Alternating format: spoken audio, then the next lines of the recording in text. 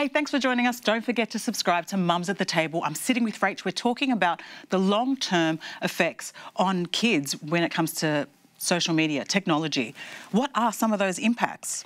Well, the answer is we don't know yet. It's still early? Still early days?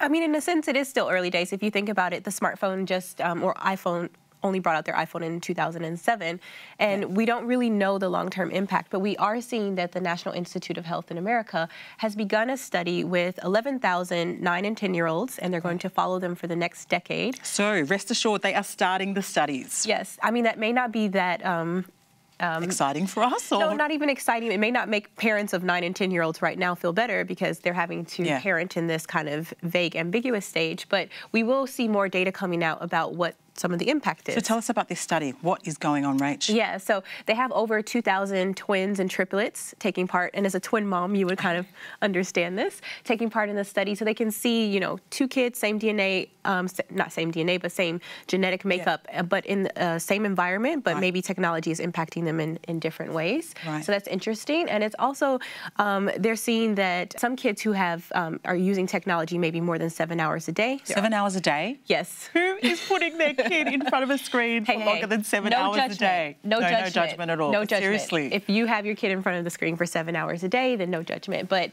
they are seeing, come on, Pete. No judgment. No judgment. So they're seeing that the thinning of the cortex around their brain. What they're saying is sometimes this happens as people are aging, but they don't know what it means yet, because that's the thing with the study. They're still gathering data. Yes.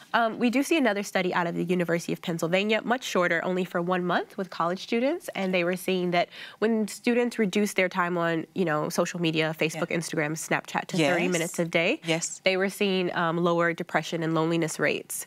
Because it's interesting, they're doing studies and seeing that kids are engaging less in premarital sex and in drinking and drugs, but then we're seeing an increase in loneliness and depression. So they're trying to figure out what's happening with all of this data. One thing that's really concerning, I think, when we have our kids online all the time is they don't know how to connect in real life because they're so used to being online and chatting online that when they do meet people, it's awkward.